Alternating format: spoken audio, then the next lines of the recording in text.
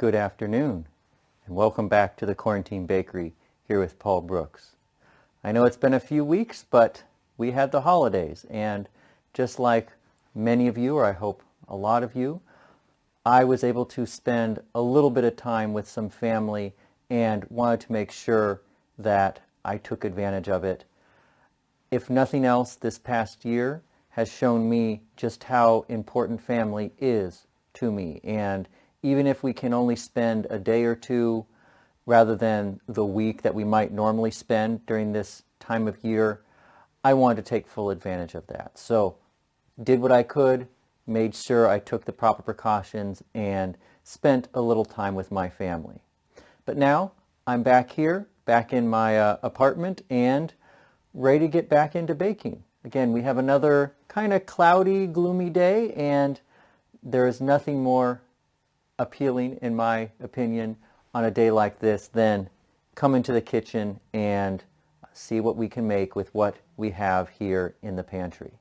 So for today's recipe, I was thinking, gosh, what would I make this week? And was inspired when I went to one of the local grocery stores this past week, or maybe 2 weeks ago, and picked up something from their bakery section that I hadn't had before, but kind of looked interesting. And after I had it, I'm thinking, this is really good, and I wonder if I could replicate this myself.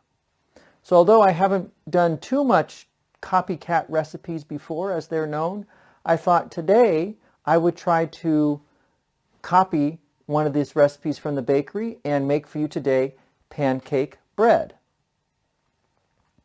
So I hope you'll join me in this endeavor, and we'll see, can we get close enough to the recipe from that bakery.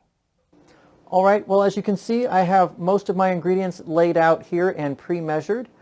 I was been looking through several recipes since I again found that one in the store, and found some that use some type of ingredients, some that are more difficult to find, and some that just kind of used some strange technique. So this today is kind of a mélange of several different recipes using some of my own knowledge and what I have on hand. So I hope this turns out okay, but as I've done before, this is my first time ever making this recipe. So I thought I'd share that experience with you to show that, hey, not everything goes perfect the first time, or you might just strike upon a recipe that you just nail that first time, even though you haven't done it before.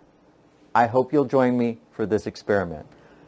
So this recipe is made in 3 parts with 3 different mixtures. So we're going to start here on the first mixture, and this is going to be for the streusel topping that goes over the top of the bread. We're just going to get this out of the way and make it first. So for this, I'm going to start with 2 tablespoons, or about 14 grams, of all-purpose flour. To this, I'm going to add 1 tablespoon, or about 11 grams, of granulated sugar. Going to add 14 grams, or about 1 tablespoon, of light brown sugar. Going to add 1/8 teaspoon, or just a dash, of ground cinnamon. Just take off the lid off my container here. Measure out 1/8 teaspoon. And finally, we're going to add half a tablespoon of softened unsalted butter. Going to plop that right into the bowl here.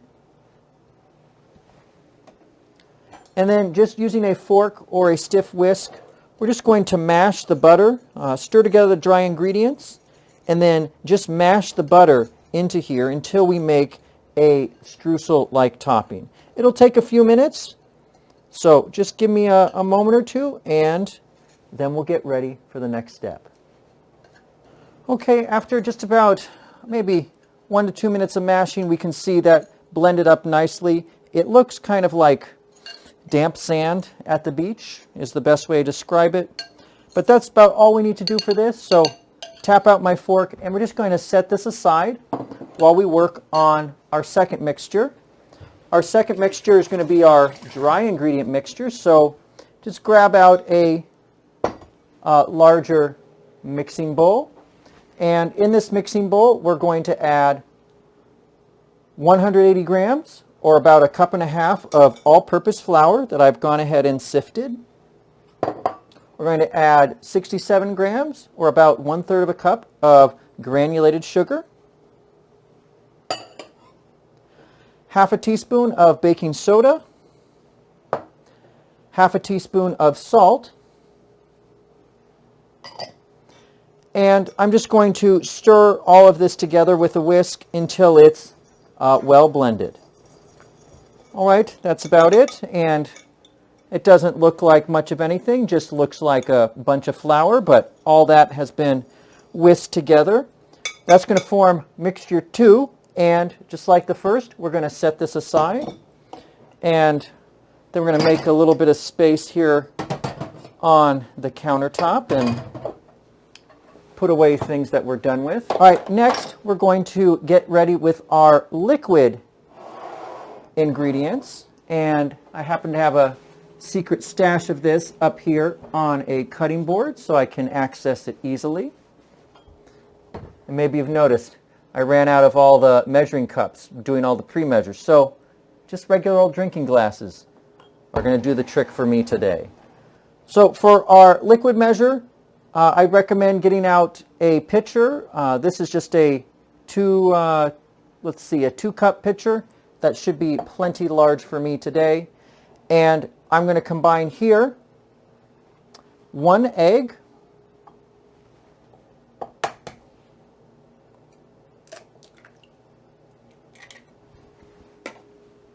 to the egg we're going to add 1/3 cup of vegetable oil.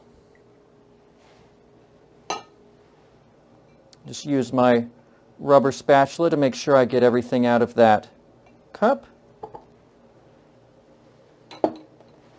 I'm going to add 1/4 cup, or about 57 grams, of buttermilk.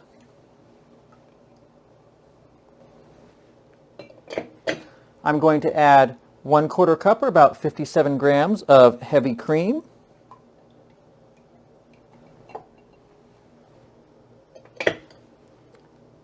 Next, 1/2 cup, or about 156 grams, of maple syrup.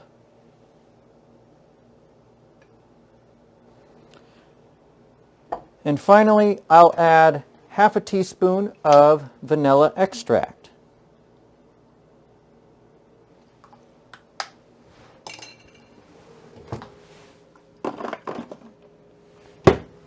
Just like that, and then either using this rubber spatula, or I think I'm going to swap over to the whisk. Whisk this over until it's all combined and homogeneous. All right, there we go. And as we can see, that's all blended nicely together. It's a little, describe it, maybe looks like the consistency of maybe a 50/50 once it's all blended together, but that's just what we're looking for. Tap out my whisk, and maybe I'll do some quick moving of items down here to the sink. Bring back up that bowl with the dry mixture in it. And I was just noting, before we go ahead and add our liquid to our dry, I remember reading in one of the recipes that I was looking through that was something a little intriguing, of an interesting ingredient, that if we look at the package ingredients on the package of this sweetbread from where I purchased it, it had mentioned something about adding some malted barley flour. Something I wasn't able to find in looking at my local store, but I did see a suggestion in looking through some forums. Hey, maybe rather than, if you want that malted flavor but you can't find that malted barley flour, maybe you can just use some dry malted milk powder available at your grocery store. So I was able to find some, and so I think I'm going to add to this dry mixture, I think I'm going to add about 2 tablespoons of malted milk powder. Okay, so I'm just going to sprinkle that into the dry mixture and just give that a stir in to incorporate.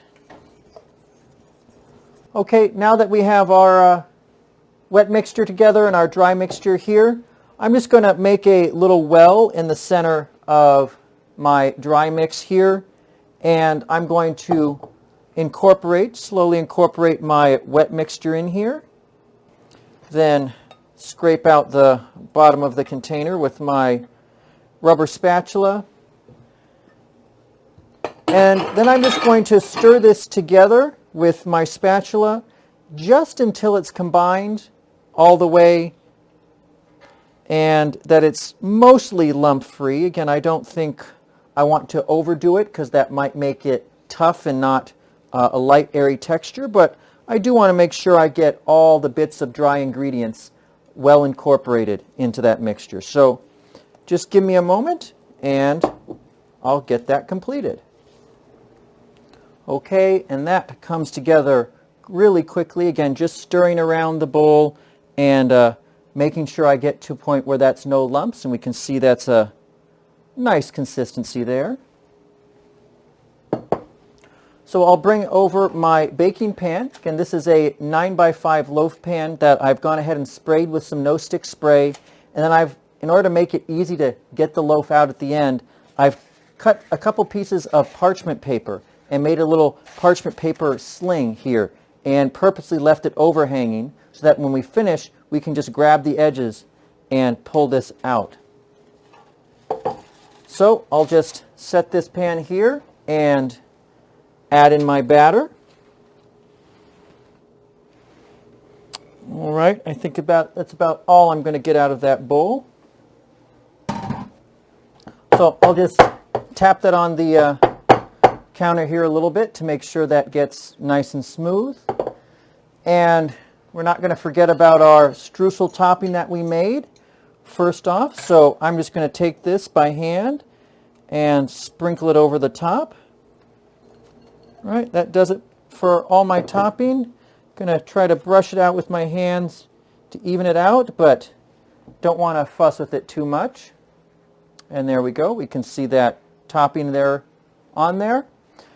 So next, we're ready to bake. So this is going to go in a 350-degree oven, and we're going to bake it for probably about 50 to 55 minutes until if we insert a toothpick in the center, it comes out clean. I'll see you back in about 50 to 55 minutes.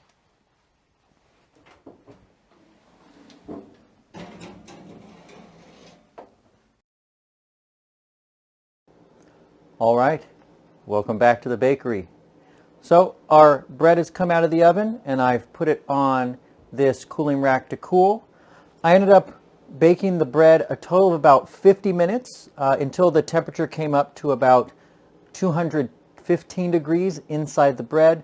I had tested it when it hit 210, and when I put a toothpick in, that traditional old-fashioned test to see if it's done, I got a few too many crumbs that came out, so I decided to leave it in a little bit longer, and we'll see if it turned out well now that it's cooled on a cooling rack.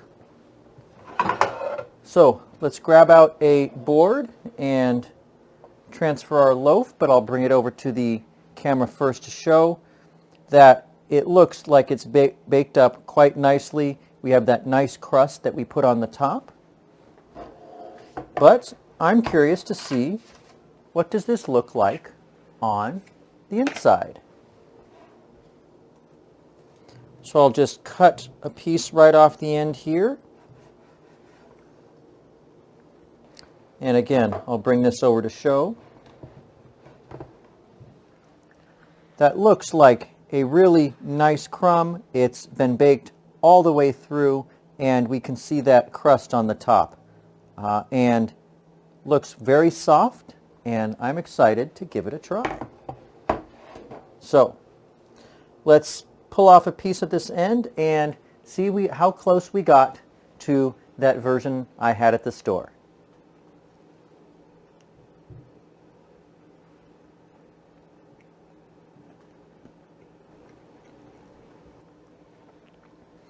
flavor is very good. I can taste, what stands out to me is, I actually think the maple syrup is what stands out to me, that maple flavor that I'm not used to tasting something like this. The other items, I don't think I taste twice as much. I do like that sugar crust on the top. That seems to be just the right amount for me. For me, actually, the one you get at the store, there's a little too much of that sugar topping at the top, which makes it a little overly sweet.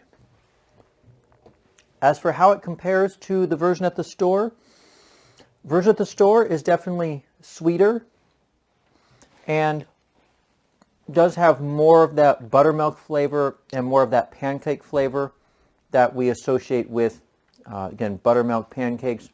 This one, if you hadn't told me it was pancake bread, I might just say it's a nice, good breakfast loaf or sweet bread, but I'm not sure there's quite enough of that pancake flavor there, so maybe something for me to work on and tweak, but overall, very pleased how it turned out. All right, so that's about all I have for today. I thank you so much for joining me here on my experiment to see if I could replicate one of the breakfast treats I had at the local grocery store with this pancake bread.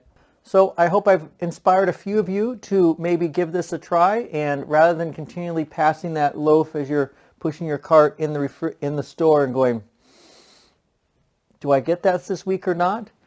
Maybe I've inspired a few of you to give it a try, and let me know how your attempt turns out and whether or not you make any changes and whether or not you can get as close as you can to that version you have at the store.